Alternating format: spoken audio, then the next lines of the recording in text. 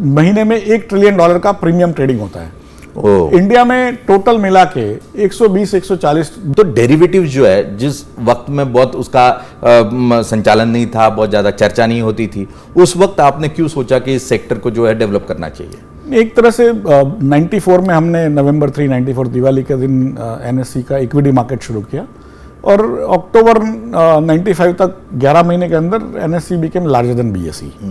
NSC BSE से बड़ा हो गया, तो लगा कि अब हम एक अच्छा मकाम पर पहुंचे हैं तो कोई नया चीज करना चाहिए। जो पहले एक बदला सिस्टम हुआ करती थी स्टॉक मार्केट में, जो एक तरह से प्लानिंग या डेरिवेटिव्स का काम करती थी, तो लेकिन सरकार को लग रहा था कि उसी की वजह से कई सारे इश्यूज हर्षद मेहता के समय और उसके पहले भी 100 साल तक मार्केट चला था, तो बहुत सारे इश्यूज उसी की वजह से हुए थे। तो उनको लगा कि ये दोनों को अलग कर देना चाहिए और विश्व में नई जो मॉडर्न फ्रेमवर्क है वो डेरिवेटिव्स की आई है। तो उसी समय जब ये चर्चा चली रही थी तो एक निक लिसन नाम की एक ट्रेडर था यूके का, लेकिन वो सिंगापुर में रहता। उसने बेरिंग्स बैंक करके एक वर्ल्ड की सबसे ओल्डेस्ट बैंक थी, यूके की बैंक थी, उसको सिंगापुर में निक्के 225 नाम का एक इंडेक्स है, उसके ट्रेडिंग डेरिवेटिव्स करके उसको इतने लॉस में ला दिया कि वो पूरी बैंक ही बंद हो गई।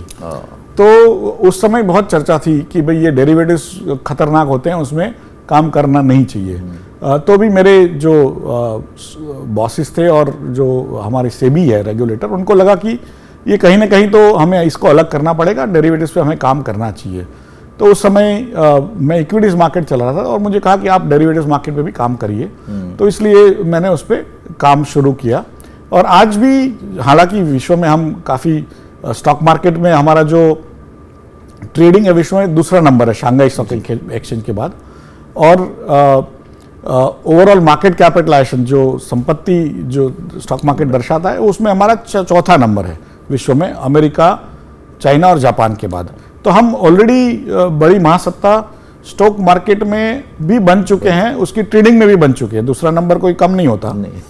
लेकिन जो डेरिवेटिव्स में एक असमंजस ये इसलिए पैदा हुई कि हम जो नंबर ऑफ कॉन्ट्रैक्ट्स के बारे में डेरिवेटिव्स में कैलकुलेट होता है, लेकिन जैसे आपने तरबूज 10 किलो का होता है और एक द्राक्ष होती है 10 ग्राम की, तो हम ज़्यादा द्राक्ष बेचते हैं, तो हम लेकिन नंबर ऑफ द्राक्ष ज़्यादा बेचते हैं तो हमें लग रहा है हम बहुत काम कर रहे हैं। तो इसी की वजह से हम एक असमंजस में, जो वर्ल्ड के रैंकिंग आते हैं उसमें एनएससी का नाम नंबर 1 डेरिवेटिव्स में आता है, क्योंकि हम द्राक्ष बेच रहे हैं, हम छोटे छोटे कॉन्ट्रैक्ट ट्रेडिंग करते हैं, जबकि अमेरिका में हमसे 70-80 गुना बड़ा कॉन्ट्रैक्ट मिनिमम ट्रेड होता है। तो अमेरिका का जैसे स्टॉक ऑप्शंस का मार्केट लें तो उसमें लिटरली महीने में $1 ट्रिलियन का प्रीमियम ट्रेडिंग होता है।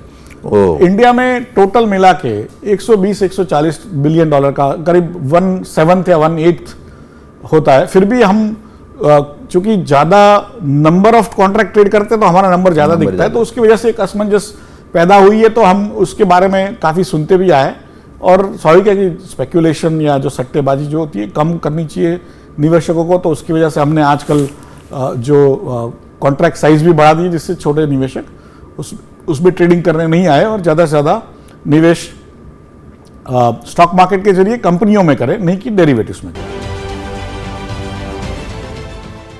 देश विदेशातील प्रत्येक घडामोडींचे लाईव्ह अपडेट मिळवण्यासाठी आता साम टीव्हीच्या सर्व सोशल मीडिया प्लॅटफॉर्मला लाईक, फॉलो आणि सबस्क्राइब करा। तसंच सर्व नोटिफिकेशनसाठी बेल आयकॉन प्रेस करायला विसरू नका।